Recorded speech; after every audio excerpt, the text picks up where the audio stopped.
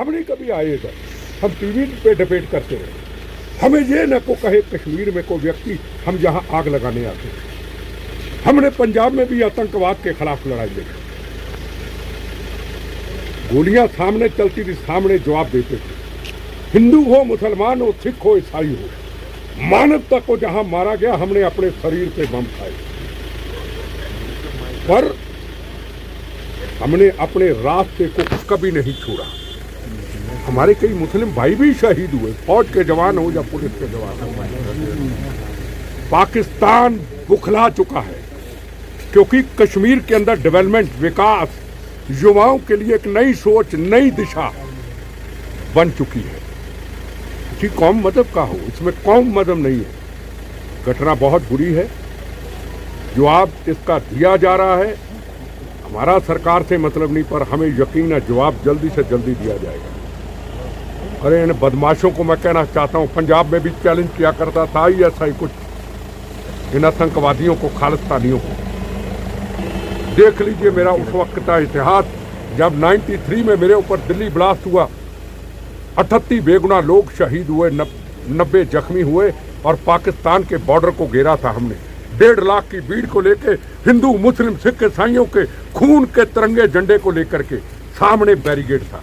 कहते गोली चलाएंगे, बेटा को गाली देना बंद करो। मैं कहा तेरे लोहे का गेट तोड़ के तेरे लाहौर में तिरंगा झंडा लेके घुस जाएंगे, तेरी गोलियां भी खत्म हो जाएंगी। फिर आए थे जम्मू, फिर आए थे गंगानगर, फिर गए थे कच्छ बॉर्डर, इनको गिरा था हमने। हम वो बिट्टा हैं, हम कहते हैं करके दिखाते, चैलेंज करता हूं। सुरक्षा के बगैर आऊंगा। वो मेरी बेटी, वो मेरी बहन, शहीद की बेटी बोली थी, वो नहीं, वो बाद में, पहले मैं आवाज देता हूं, चैलेंज करता हूं। मुझे बताओ मैं कहां हूं? बंदूकें मेरी होगी, हथियार मेरे होंगे, लाइसेंस सरकारी मेरे होंगे, एक भी सरकारी गनमैन नहीं होगा, सीधा फायरिंग होगी। आओ, चैलेंज करता हूं। अगर भाग जाऊं तो उसके बाद बिट्टा बिट्टा नाम नहीं रहेगा, मेरा चैलेंज। अरे बेगुनाहों का, मजलूमों का कत्ल करते हो, यह बर्दाश्त नहीं होगा।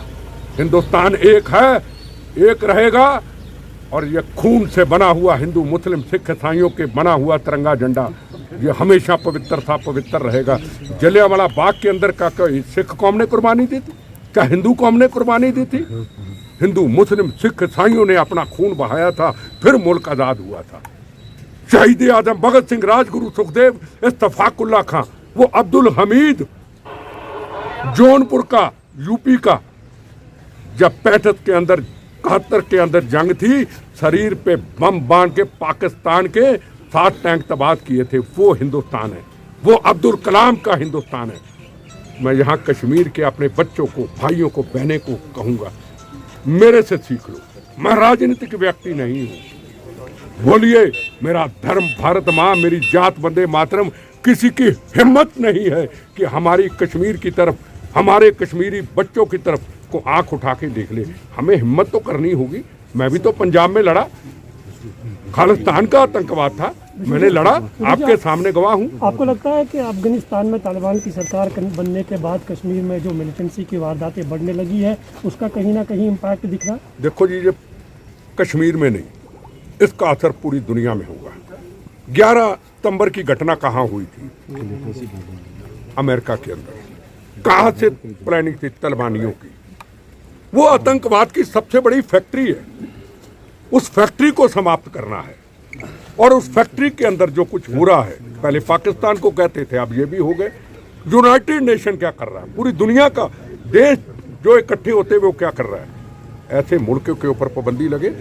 आज हमारा देश तैयार खड़ा है, आए कोई पहल करेंगे नहीं, पहल करेगा तो हम छोड़ेंगे नहीं। आए, आज तो तैयारी है हमारी, पर मातृभूमि की सीमाओं की रक्षा के लिए हमारा जवान, हिंदू हो, मुसलमान हो, सिख हो, ईसाई हो, बिल्कुल मजबूती से खड़ा है। चाहे चाइना का बॉर्डर हो, चाहे पाकिस्तान का बॉर्डर हो। ये 370 धारा हटा के बता दिया, ये सर्जिकल ऑपरेशन करके बता दिया। इतिहास आपके सामने है।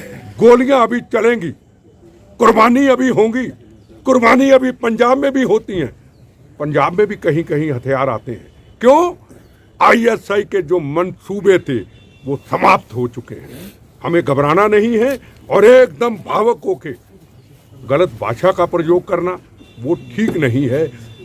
370 धारा हटने के बाद के तिरंगे झंडे का अपमान हुआ? क्या पत्थर चले? हाँ, गोलियां कहीं कहीं चलती हैं। जब नवाज शरीफ को मिलने नरेंद्र मोदी जी गए थे, हमने भी विरोध किया था। क्या संदेश था? पाकिस्तान में भी शांति चाहते हैं, यहाँ भी शांति है, वहां भी आम मानवता का कत्लेआम ना हो, यहाँ भी ना हो। क्या हुआ? हमें पता था ये होगा। दीनानगर की घटना, पठानकोट की घटना, उसके बाद फायर ऐसा जारी है कि अभी तक जारी है। पुलवामा की घटना की थी ना इन्होंने कि पुलवामा को कह के हिंदुस्तान को डरा देंगे, हिंदुस्तान की सुरक्षा फोर्सेस और फौज को डरा देंगे। एक पुलवामा में 40 शहादतों के बाद हमें क्या मिला? 370 धारा। वो जवान शहादत का जाम पी गए और 70 धारा हमें मिली। और अब भी एक गोली चलेगी, लाख गोली में इनका जवाब दिया जाएगा। चैलेंज करके इनको मैं कहता हूँ।